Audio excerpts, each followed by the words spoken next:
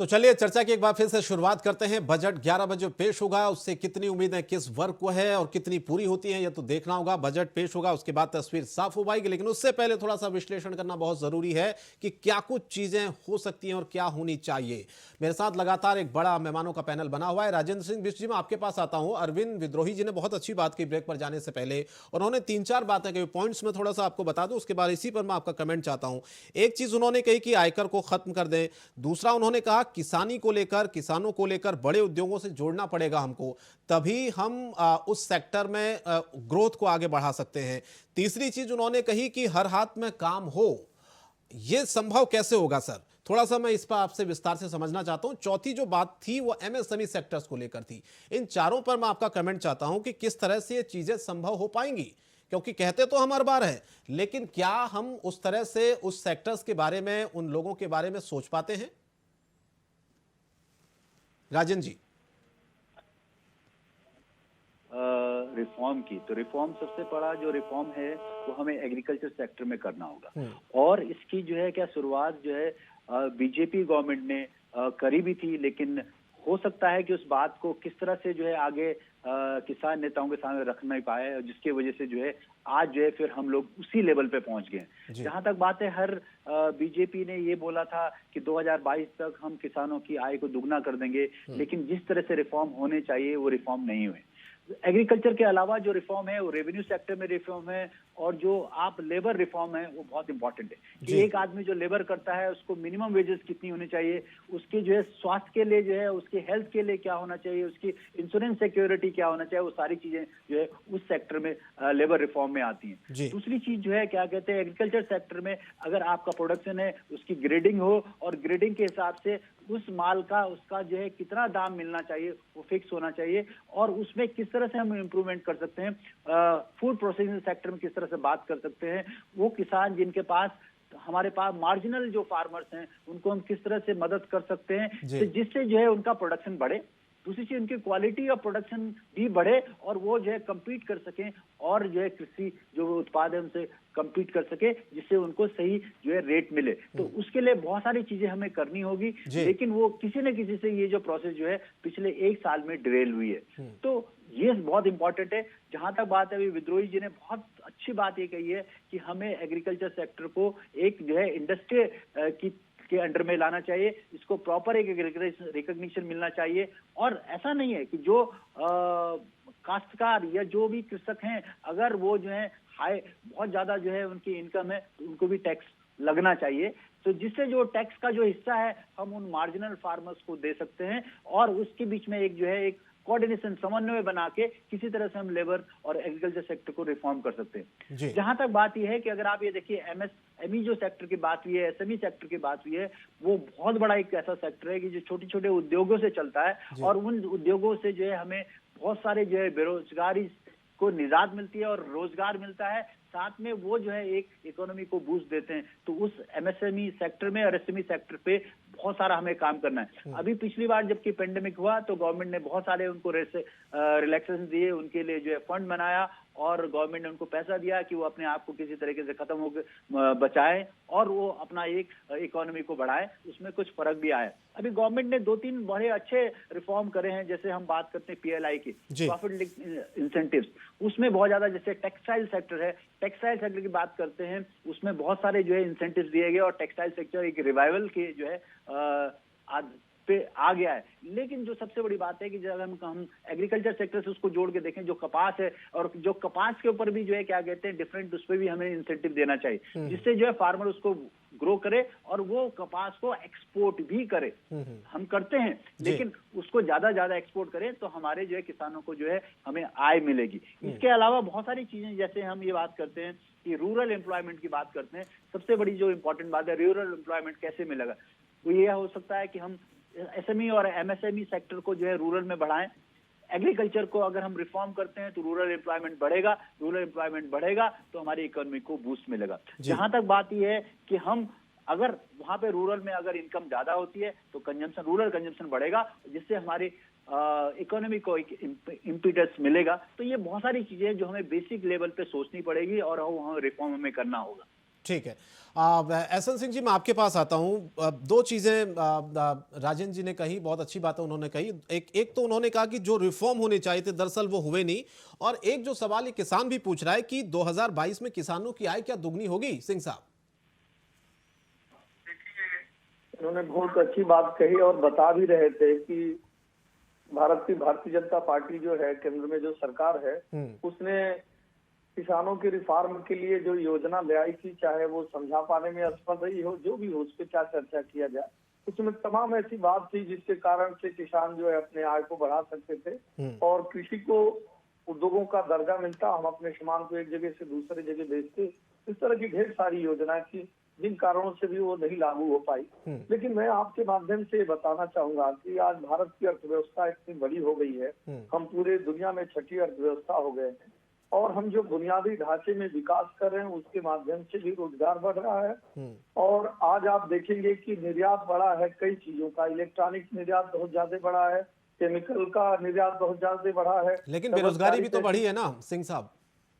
मैं वही बता रहा था सर जी, हमारे यहाँ जो हम बुनियादी ढांचे में विकास कर रहे हैं, जो इंफ्रास्ट्रक्चर को बढ़ावा दे रहे हैं, जो सड़कें पुल पुलिया बन रही है, उससे रोजगार को बढ़ावा मिल रहा है। देखिए, केवल सरकारी रोजगार नहीं होता है। जब आप कोई सड़क बनाते हैं तो उसमें कोई गिट्टी सप्लाई करता है, कोई मिट्टी सप्लाई करता है, कोई बालू सप्लाई करता है, कोई उसमें एज ए कॉन्ट्रैक्टर काम करता है, किसी के ट्रक लगते हैं, कोई बगल में चाय। नहीं सिंह साहब, मैं सीधा ये समझना चाहता हूं। देखिए, ये जो आंकड़े हम लोग दरअसल चर्चा कर रहे हैं, आम जनता को इतना समझ में नहीं आता डीपली। आम जनता सिंह साहब ये समझना चाहती है कि उसके लिए क्या राहत होगी, क्या उसको रोजगार मिलेगा, क्या जो महंगाई है वो कम हो पाएगी? सिंह साहब, मैं लौट रहा हूं आपके पास इस सवाल के साथ, लेकिन एक बड़ी खबर अपने दर्शकों को बता देते हैं। केंद्रीय मंत्रिमंडल की संसद भवन में बैठक, और बैठक में आम बजट पर औपचारिक मोहर लग गई है और 11 बजे बजट पेश होगा। 11 बजे संसद में बजट पेश होगा। लगातार हम चर्चा बजट को लेकर भी कर रहे हैं। फिलहाल जो बैठक चल रही थी वो खत्म हो गई है। निर्मला सीतारमण आज पेपरलेस बजट पेश करेंगी सुबह 11 बजे। तो केंद्रीय मंत्रिमंडल की जो बैठक है फिलहाल वो खत्म हो गई है। बड़ी अपडेट, बड़ी जानकारी इस वक्त की, और आम बजट पर औपचारिक मोहर लगी है, क्योंकि एक ये प्रक्रिया होती है और उसके बाद ही बजट पेश होता है। तो 11 बजे अब ये बजट पेश होगा। ज़्यादा वक्त नहीं बचा है और इसीलिए उम्मीदें बहुत से लोगों को हैं, बहुत से सेक्टर्स को हैं, और देखना होगा कि कितनी राहत इस बजट से आम जनता को मिल पाती है। फिलहाल जो केंद्रीय मंत्रिमंडल की बैठक चल रही थी संसद भवन में, वो बैठक खत्म हो गई है। सिंह साहब, मैं आपके पास लौटता हूं।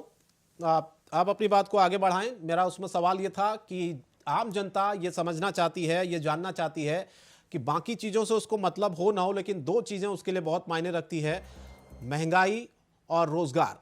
इन दो चीज़ों के लिए आप क्या कोई राहत मिलने की उम्मीद है आज के इस बजट में? क्योंकि आंकड़ों में उलझना दरअसल जनता सिंह साहब नहीं चाहती है। वो ये चाहती है कि सरकार कम से कम उनको तो राहत दे, मध्यम वर्ग को राहत दे, एक आम जनता जिसको रोजमर्रा की चीजें खरीदनी पड़ती हैं उसको राहत मिले। देखिए शंकर जी, सरकार इस बात पे विचार कर रही है कि हम उत्पाद शुल्क को कम करके और डीजल पेट्रोल के दाम में कटौती करें, जिसके नाते महंगाई दर कम हो। और आप देखे होंगे कुछ दिनों से उस पर नियंत्रण पाया जा चुका है। और एमएसएमई सेक्टर से ग्रामीण इलाके में शहर के जो छोटे छोटे उद्योग हैं उसको बढ़ावा देकर भारत सरकार पूरी तरह से प्रयास कर रही है कि ज्यादा से ज्यादा रोजगार दिया जा सके। तीसरा, कि जो हाउस लोन लिया जा रहा है उसको किसी तरह से और थोड़ा सा कम किया जाए, जिसके नाते जो है रियल सेक्टर का भी विकास हो। तो भारतीय जनता पार्टी इस तरह से पूरी प्रयास कर रही है, सरकार पूरी प्रयास कर रही है कि हम रोजगार भी दें और हमारी अर्थव्यवस्था भी पटरी पर रहे। आप देखे होंगे कि दुनिया कोरोना जैसे भयानक महामारी से जूझ रहा था, उसके बाद भी जो है भारत की अर्थव्यवस्था बढ़ी है। तो वो हम जिम्मेदार तरीके से इस चीजों का निर्वहन किए होंगे तभी बढ़ी है। लेकिन अगर थोड़ा बहुत जो भी रह गया है तो उस पर पूरा विचार किया जा रहा है, विशेषज्ञों से राय ली जा रही है। और पुनः एक बार आपके माध्यम से भरोसा दिलाता हूँ कि आप देखेंगे आज का जो बजट आ रहा है वो बिल्कुल गांव, गरीब, किसान और कम आमदनी के लोग जो हैं उनको राहत देने के लिए बिल्कुल समुचित और विकासवादी बजट होगा। एक सवाल का जवाब आपने दिया नहीं सिंह साहब। मैंने सवाल पूछा था कि किसानों की आय 2022 में क्या दुगनी होगी। आप इसका जवाब दें, फिर मैं अक्षांश के पास जाऊंगा। देखिए शंकर जी, किसानों की पे आपने चर्चा किया तो मैंने बताया कि भारत सरकार ने ढेर सारी ऐसी योजनाएं ले आई हैं जिससे किसानों की आय बढ़ी है। 1 डिस्ट्रिक्ट 1 प्रोडक्ट करके और तमाम मंडियों में छूट देकर किसानों की आय को बढ़ाने का कार्य किया गया है। और जो उनको बुनियादी सुविधाएं उपलब्ध करानी चाहिए, खाद बीज, उसके द्वारा भी किसानों की आय बढ़ाई गई है। मृदा परीक्षण के द्वारा भी बढ़ाई गई है। और जो अभी किसानों के लिए जो बिल लाया गया था, चाहे जिन कारणों से मैं दोबारा कह रहा हूँ वो नहीं लागू हो पाया, तो उसमें सरकार यही प्रयास की थी कि किसानों की आय बढ़े। और हम अभी आपको भरोसा दिला रहे हैं कि हम वो सारी योजना लेके आएंगे, क्योंकि जो हमारी सरकार वो किसानों के प्रति जवाबदेह है और वो ऐसे सारे कदम उठाएगी जिससे किसानों की आय बढ़े। ठीक है, अक्षांश मंत्री जी, आप क्या कहना चाहेंगे सिंह साहब की बातों? भरोसा हो रहा है आप लोगों को? मैं काफी देर से सभी लोगों की बात सुन रहा था जी। मेरी केवल 3 बात है, जो 3 बिंदुओं पर मैं अपनी बात करता हूँ। जी। सबसे पहली बात यह है कि सभी लोगों ने इस चीज की बात की, कोरोना काल की भी बात की, जितने भी हमारे विद्वान लोग इस चर्चा में शामिल हैं। और सभी लोगों ने बताया कि कोरोना के दौरान इस जीडीपी, सभी देशों की जीडीपी जहां ध्वस्त हो गई थी, लेकिन हमारे देश की जीडीपी तब भी मेंटेन रही। उसका सबसे बड़ा कारण हमारे देश का किसान था। पहली बात। दूसरी बात, आज हम बहुत ढेर सारी बातें घुमाना फिराना, हमने ये किया, तुमने वो किया, मैं इस पर बात नहीं करने यहाँ आया हूँ, ना जोड़ने तोड़ने और ऊंचे नीचे की बातें करने नहीं आया। मैं 3 बिंदुओं पर बात करने आया हूँ। अगर ये देश का बजट, जिस किसान परिवार जिसकी देश में 70% से अधिक आबादी है, एक बड़ा मतलब अगर कहें एक बड़ा अनुपात वाला वर्ग है किसान जी। और लगातार 1 वर्ष में अभी जिन जिन बिंदुओं को लेकर के आंदोलन चल रहे थे कि उस पर भी अगर हटा दिया जाए तो 3 जो सबसे महत्वपूर्ण बिंदु हैं, उस अगर 3 बिंदुओं पर कार्य कर लिया जाएगा तो किसानों की बेहतरी को बढ़िया से बेहतर किया जा सकता है। जिसमें सबसे पहला, आदरणीय देश के प्रधानमंत्री जी हमेशा लगातार डिजिटल इंडिया की बात करते हैं जी। हम भी कहते हैं कि हमको डिजिटल इंडिया कैंपेन से जोड़ दिया जाए। जैसे आज 10-10 वर्ष का हमारे गन्ना किसानों का, कई बार 5 वर्ष, अलग अलग जगहों पे अलग अलग मतलब लोगों का बकाया बाकी है। ऐसा चाहते हैं इधर हमारा गन्ना दिया जाए और तत्काल जिस प्रकार से डिजिटल इंडिया कैंपेन से हमारे किसान भाइयों को जोड़ दिया जाए। पहली बात, देश के आदरणीय प्रधानमंत्री जी ने ही पूर्व में कहा था 2022 में डबल मतलब हम लोगों की आय हो जाएगी। ठीक है, और बहुत ढेर सारा कार्य करने की जरूरत नहीं है। अगर देश के किसानों की स्थिति का, हम नहीं चाहते हैं कि आप हम चाहते हैं कि बहुत ढेर सारे टाइप के कर्ज न दिए जाएं, हमको बहुत ढेर सारी सब्सिडी न दी जाए। हमको हमारे आय की जो व्यवस्था है, हमारी जो हमारा मूल्य है, जैसे कि हमारे वरिष्ठ पत्रकार महोदय तो उन्होंने भी बहुत बढ़िया बातें कही कि मतलब किसानों को किस प्रकार से उत्थान करने में कौन कौन से कारक कार्य करें। उन कारकों में जो किसानों के जीवन को, किसान परिवार के बच्चों को, और आज भी अगर अंदाज कर लिया जाए उसकी जो पूरे साल की अगर केवल लेबर कॉस्ट निकाल ली जाए, उसके बाद भी नहीं, उस चीज पर वो पूरा नहीं पड़ पा रहा।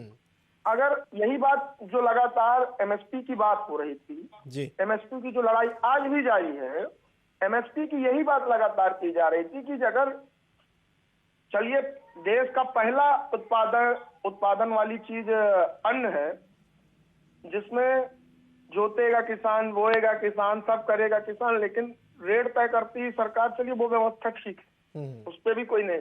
अगर वो माचिस भी कोई देश के अंदर बनाता है ना, तो उसका रेट तय करता हूँ माचिस वाला, लेकिन हमको ये अधिकार नहीं है। खैर वो बात नहीं, हम केवल ये बात लगातार कह रहे थे कि हमारे द्वारा जो उत्पादन की हुई चीज है, जो आपके द्वारा इस उत्पादन व्यवस्था का जो रेट आपके द्वारा निर्धारित किया गया, उस रेट को तो भैया कम से कम हमको दे दो।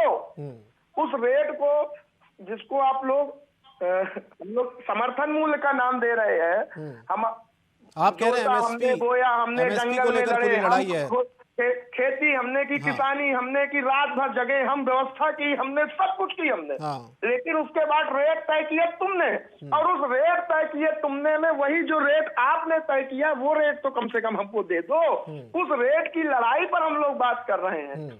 और अगर देख लिया जाए, बड़ी बड़ी बातें न की जाए, जमीन पर हकीकत पर यदि बात की जाए, तो मैं पूछना चाहता हूं, जो व्यक्तिगत किसान है और जिसके पास केवल उस उत्पादन की हुई वस्तु के अलावा कोई भी भरण पोषण की व्यवस्था नहीं है, उसी उत्पादन की हुई वस्तु से उसकी अपनी माँ की, बुजुर्ग माँ की दवा लानी है, उसी उत्पादन की हुई वस्तु से, जिसको अनाज कहते हैं, उसी उत्पादन की हुई वस्तु से अपने बच्चे को पढ़ाई पढ़ानी है, अपनी बेटी का विवाह करना है, अपनी पत्नी के लिए कपड़े लाना है। अपना तो फटे कपड़े में, चूंकि सभी लोग चाहते हैं कि किसान, वहां जब आंदोलन चल रहा था तो लोग कहते थे देखो ये तो गाड़ियों में घूम रहे हैं, किसान हो सकते हैं। मतलब लोगों की जो सामंतवादी विचारधारा के जो ये है सामंतवादी लोग, जिन सामंतवादी विचारधारा के लोगों की आज भी सोच यही थी कि अगर किसान का लड़का, अगर वो अच्छे कपड़े पहन रहा है, वो किसान का लड़का नहीं हो सकता है।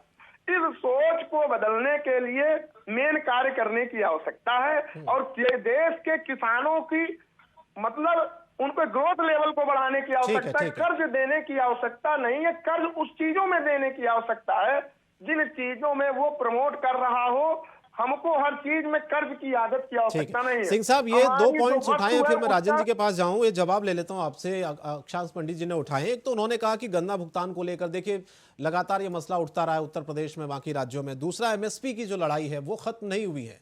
वो कह रहे हैं कि जो रेट भाई आपने तय किया कम से कम वो तो दे दीजिए आप लोग, उसकी लड़ाई कब खत्म होगी? किसान आज भी उसके लिए जूझ रहा है, जद्दोजहद कर रहा है, सड़कों पर आ रहा है। जल्दी से शंकर जी, बहुत अच्छी बात इन्होंने उठाया। और आप देखे होंगे भारतीय जनता पार्टी की सरकार के द्वारा उत्तर प्रदेश में सर्वाधिक गन्ने मूल्य का भुगतान हुआ, और जो 10,000 करोड़ पिछली सरकारें छोड़ के गई थी उसका भी हमने भुगतान किया। 1.5 लाख करोड़ गन्ने मूल्य का भुगतान किया गया।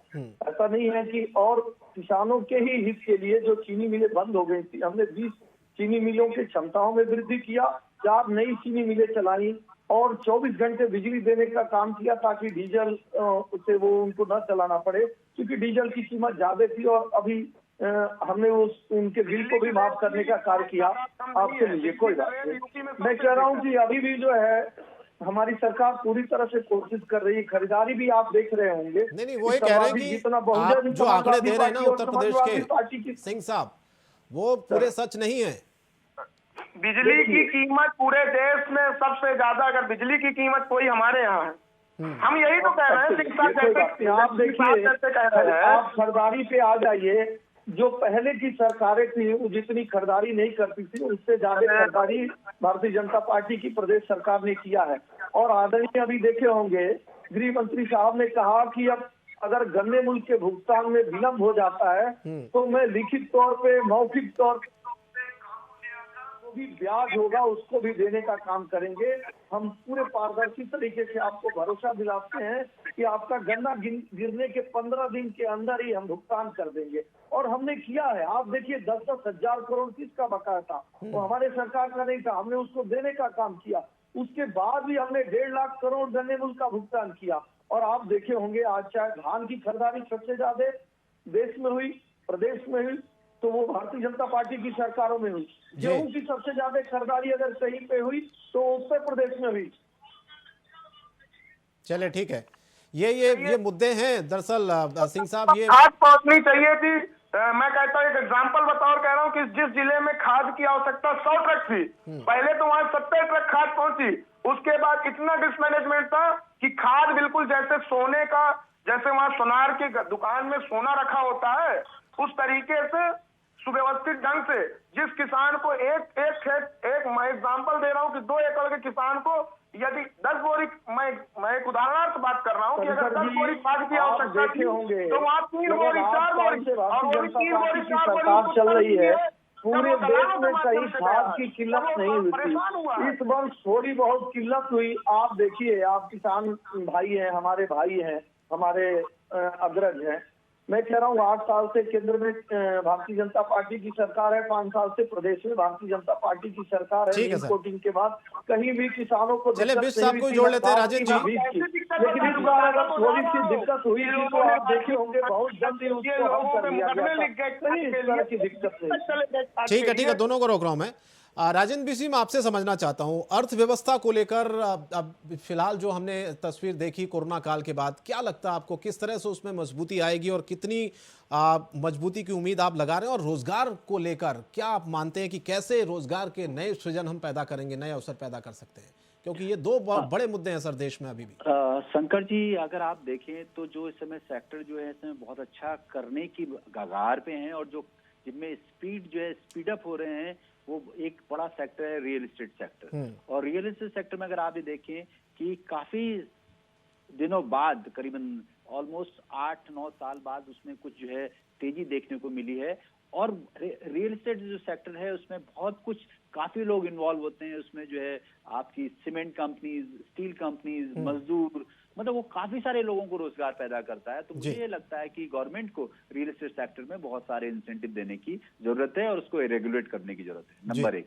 नंबर दूसरा जो है होम लोन जो लोग लेते हैं, और अभी तक उनको करीबन 1.5 लाख रुपए जो है उनको प्रिंसिपल में और 2 लाख रुपए इंटरेस्ट में उनको छूट मिलती है। गवर्नमेंट उसको बढ़ा सकती है। इवन जो अफोर्डेबल हाउसिंग स्कीम है उसमें भी 2 लाख एडिशनल जो देते हैं, उसको भी अगर वो थोड़ा सा बढ़ाएं तो लोगों के पास क्या है कि घर खरीदेंगे। जब घर खरीदेंगे तो नेचुरली घर ज्यादा बनेंगे और काफी सारे लोगों को रोजगार मिलेगा और उसमें टैक्स इंसेंटिव्स मिलेंगे। तो ये चीजें बहुत इंपॉर्टेंट है। और जो सबसे फाइनल जो चीज है कि आपको इन्फ्लेशन कंट्रोल में रखना है। जो भी फूड इन्फ्लेशन है या आपका जो जितने भी जो है और इन्फ्लेशन है उनको कंट्रोल में रखना है। लेकिन अभी जो है जो कुछ प्रॉब्लम है, जैसे क्रूड ऑयल बहुत ज्यादा बढ़ रहा है, तो अगर क्रूड ऑयल बढ़ रहा है तो हमारी क्योंकि ज्यादातर हमारा जो पैसा जो है फॉरेन एक्सचेंज क्रूड ऑयल में लगता है, उसका भी इम्पैक्ट आता है और वो सारे सेक्टर्स में जो है महंगाई को बढ़ाता है। तो क्रूड ऑयल की जगह अगर हम इलेक्ट्रिक व्हीकल और इस तरह के व्हीकल में अगर हम छूट देते हैं, उसमें जीएसटी में हम जो उसका जीएसटी कम करते हैं, उसकी प्राइस कम करते हैं, तो धीरे धीरे करके हम लोग जो है उसमें शिफ्ट होंगे इलेक्ट्रिकल व्हीकल्स में, और हमारी जो है डिपेंडेंसी जो है फॉसिल फ्यूल्स में जो है से कम होगी और हम लोग उसको आगे बढ़ाएंगे। फिर जो अल्टरनेटिव एनर्जी सोर्सेज है, रिन्यूएबल एनर्जी सोर्सेज हैं, उन पे काम करें। तो जिससे जो है क्या कहते हैं, जो गांव का किसान है अगर वो रिन्यूएबल की बात करता है, रिन्यूएबल एनर्जी से कुछ अपना काम करना चाहता है, तो उस पे जो है उसको जैसे बताया कि इलेक्ट्रिसिटी के दाम कम होंगे, इलेक्ट्रिसिटी के दाम कम होंगे तो उनके पास ज्यादा पैसा आएगा और वो ज्यादा खर्च कर सकते हैं। चलिए अरविंद जी, मैं आपके पास आता हूं। सर, इकोनॉमी की जब हम बात करते हैं तो 5 ट्रिलियन इकोनॉमी की हम लोग बात कर रहे हैं, और क्या मांग कर आप चल रहे हैं सर कि कब तक इस लक्ष्य को हम लोग हासिल कर पाएंगे, फिलहाल मौजूदा जो परिस्थिति आप देख रहे हैं? दूसरा सवाल मेरा एफडीआई को लेकर है, इसे लेकर आप क्या सोचते हैं? देखिए, जब तक कोविड-19 वैश्विक महामारी का संकट काल रहेगा, इसके नए नए वेरिएंट आ रहे हैं, तब तक हम आर्थिक रूप से किसी भी लक्ष्य को जो हमने तय किया है उसको पूरा करने में हम 100% सक्सेस नहीं होंगे, क्योंकि बहुत छोटी इकाई के रूप में मैं अपने परिवार के बजट को निरंतर कम कर रहा हूँ, सीमित कर रहा हूँ। बहुत सी ऐसी जरूरतें होती थी जिनको हम सुविधा के रूप में भी मानते हैं, तो हम उसको नहीं पूरा कर रहे हैं, हम अपने खर्चों में कटौती कर रहे हैं। तो मैं अपनी सरकार को भी ये छूट देता हूँ कि वो अपने अनावश्यक खर्चों को रोके और देश के हित का काम करे। एक बहुत अनिवार्य चीज है कि अभी तो बजट पेश हो जाएगा, तय हो चुका, लेकिन मेरी इच्छा थी कि देश के जो भी निर्बल वर्ग हैं उनको अनाज जो है मुफ्त मिलता रहे, कम से कम पेट भर खाना की व्यवस्था। सोशल रिस्पॉन्सिबिलिटी समाज की होती थी, गांव के हम लोग हैं, हम अपने किसी पड़ोसी को भूखा नहीं रहने देते थे। नाराजगी भी होती थी तो किसी न किसी बहाने उसका पेट पलता था जी। मंदिर में, गुरुद्वारा में, सारे जगह लंगर चलता है, वो व्यवस्था होती थी। इस सोशल रिस्पॉन्सिबिलिटी को गवर्नमेंट ने उठाया है, विभिन्न गवर्नमेंटों ने उठाया है, इसके लिए उनका धन्यवाद। अब सोशल रिस्पॉन्सिबिलिटी का जो पैसा आता है वो कॉर्पोरेट से आएगा और टैक्सेस से आएगा। तो टैक्सेस में रिबेट और कॉर्पोरेट को मजबूती, ये भी गवर्नमेंट को करना पड़ेगा, क्योंकि हम इससे मदद ले रहे हैं निर्बल वर्ग के लिए, जरूरतमंद के लिए, तो उसको भी हमको सहूलियत देनी पड़ेगी। और रही बात हमारी किसान की और कृषि की, किसान परिवार अब केवल अन्न नहीं उपजा रहा है, हम नौकरी में भी हैं, हम अभिनय के क्षेत्र में भी हैं, हम मिलिट्री में भी हैं, हम रोजगार में भी हैं। तो किसान की वास्तविक समृद्धि तभी होगी जब हमारे सारे सेक्टर मजबूत होंगे। और हम स्वर्गीय छोटू राम जी, स्वर्गीय चौधरी चरण सिंह की बात को भूले नहीं है कि हमको किसान पर भी नजर रखनी है, तो हमको देश के जो संविधान पर भी नजर रखी, व्यवस्था पर भी रखनी है। और अभी मैं थोड़ा सा हल्का सा विषय से अलग हूँगा। स्वर्गीय चौधरी अजीत सिंह को हम कैसे भूल सकते हैं, जिन्होंने उत्तर प्रदेश के समग्र विकास के लिए, आर्थिक विकास के लिए छोटे राज्यों के गठन की वकालत की थी। हरित प्रदेश बने, रुहेलखंड बने, बुंदेलखंड बने, अवध बने, पूर्वांचल बने। आज कैसे इस अच्छी मांग को, किसान नेता चौधरी अजीत सिंह की मांग को राष्ट्रीय लोकदल भूला बैठा है। सिर्फ सत्ता प्राप्ति के लिए आप अपने पुरखों की वाजिब मांग को कैसे भूल सकते हैं। कानून व्यवस्था और भारतीय जनता पार्टी, कांग्रेस दोनों छोटे राज्यों की वकालत के पक्षधर है। लगातार दोनों सरकारों ने किया है। अभी जम्मू कश्मीर का भी छोटे राज्यों में गठन अमित शाह जी ने किया और ठोक बजा के किया, देश ने सराहना की। तो ठीक है सर, 1 मिनट में रोक रहा हूं आपको, अपनी बात आप कंटिन्यू करिएगा। एक बड़ी खबर अपने दर्शकों को बता देते हैं। कमर्शियल एलपीजी सिलेंडर के दाम घटे हैं, ये एक बड़ी खबर है और अच्छी खबर भी कही जा सकती है। एटीएफ के दामों में भी रिकॉर्ड बढ़ोतरी और इसके बाद अब ये एक राहत देने वाली खबर जरूर है। विमानों का जो ईंधन है 8.5% दरअसल इसमें महंगाई हुई है और इसके अलावा बजट से पहले कमर्शियल एलपीजी सिलेंडर सस्ता हुआ है। ये अच्छी खबर कुल मिलाकर, जो कि उम्मीद भी हम लगा रहे थे कि क्या हो सकता है। और फिलहाल जो दाम हैं वो घटे हैं, एलपीजी सिलेंडर के दामों में कमी आई है। अरविंद जी, आप अपनी बात को कंटिन्यू करिए। सर, एक अच्छी खबर भी आ गई है, सिलेंडर के दामों में कमी देखने को मिल रही है बजट से पहले। ये खबर अपने दर्शकों को हमने बता दी है। फिलहाल आप अपनी बात को कंटिन्यू करिएगा। इसी पर एक कमेंट आपका इस पर भी चाहूंगा सर मैं। ये केंद्रीय बजट में हमारे लिए राहत की बात है। ये केवल राहत की बात है, बहुत स्पष्ट। ये हमारी आर्थिक समृद्धि का सूचक नहीं है, ये हमारी व्यवस्था को पोषक करने का, उस शक्ति, समृद्ध से शक्ति तक जाने का भारतीय जनता पार्टी के उस संकल्प की बात नहीं है। ये उसके बीच में राहत की बात है। हम मुसीबत में हैं, हमारे निर्भर वर्ग को अच्छा खाना मिले, हमारे मध्यम वर्ग को रसोई गैस सिलेंडर हो, ये हमारे लिए राहत की बात है। इसके लिए धन्यवाद। लेकिन हम समृद्ध कैसे होंगे, इसके लिए हमको अपने नौजवानों को श्रम से जोड़ना पड़ेगा। हमको लॉर्ड मैकाले की शिक्षा प्रदाती से बाबू बनने की दौड़ से हटना पड़ेगा। हमको कृषि में पशुपालन और छोटे छोटे उद्योग, पावर लूम कैसे मजबूत हो, हमारा पैकेजिंग, दाल, और हम कैसे, अब भंडारण जब तक हम नहीं सीखेंगे, पशुपालन को अगर हम अपना लें फिर से अपनी सनातन की ग्राम्य व्यवस्था को, तो हमको यूरिया डीएपी की तरफ मुंह नहीं देखना पड़ेगा। हमको नाइट्रोजन फास्फोरस अपने गौवंश से मिलेगा। हम ट्रैक्टर के जुताई में जो लघु और मध्यम सूक्ष्म किसान है, उनको तो ट्रैक्टर की जरूरत ही नहीं है, बैलों से खेती होगी और खाद मिलेगा।